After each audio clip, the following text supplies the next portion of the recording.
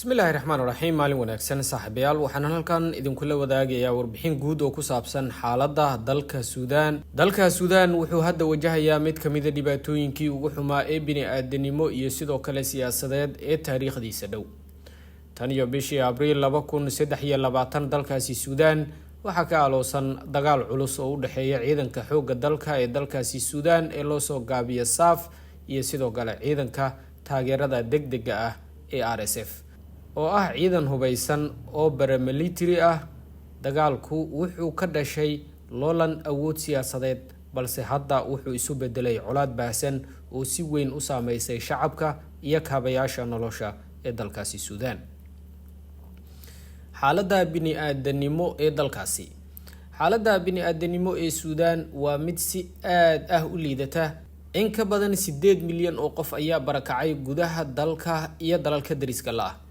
cunto yari ba'an ayaa ka jirta, iyadoo macluul laga cabsi qabo inay ku faafto gobollo badan sida Darfur iyo Khartoum. xarumaha caafimaadka ayaa la burburiyey ama gabi ahaanba xirnaa, biyaha nadiifka ah iyo adeegyada aasaasiga ahna lama heli karo. hay-adaha gargaarka ayay ku adkaatay in ay gaaraan dadka ay dhibaatadu saameysay sababo la xiriira dagaalka iyo xanibaadaha dhinaca amniga ah. waxyaabihii ugu dambeeyay bishan Abriil 2025, ciidamada RSF waxay kordhisay weerarada ay ka wado gobolka Darfur, iyadoo si gaar ah u beegsatay xirooyinka dadka barakacay sida Zamzam iyo Abu Shuuk ee waqooyiga Darfur. waxaa lagu soo waramayaa in ka badan 200 oo qof lagu dilay weeraradii ugu dambeeyay, kuwaas oo ay ka mid yihiin shaqaalaha caafimaadka iyo gargaarka. RSF waxay sheegtay in ay la wareegtay xiro weyn oo ay deganaayeen ku dhawaad 700 oo kun oo qof oo barakacyaal ah.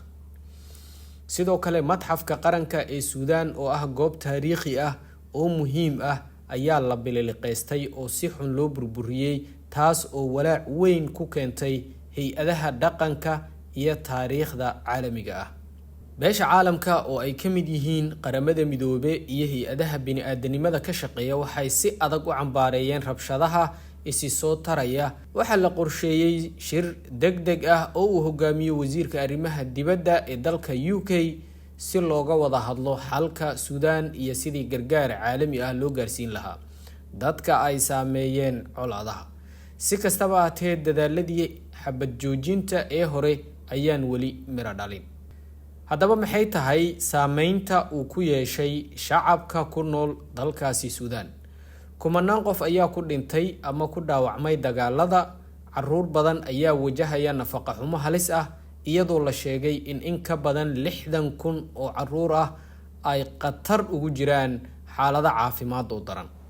waxaa jira warar joogto ah oo sheegaya kufsiyo, beegsi qabiil iyo xadgudubyo ka dhan ah xuquuqda aadanaha oo ka dhashay dagaaladaasi dhacay.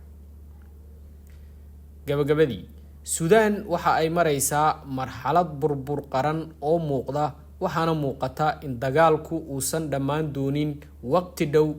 rabshadaha joogtada ah iyo sidoo kale xaaladda bini'aadanimo ee sii xumaanaysa waxay u baahan yihiin faragelin degdeg ah oo caalami ah, iyadoo aan la helin xabad joojin waarta iyo gargaar bini'aadanimo oo joogto ah.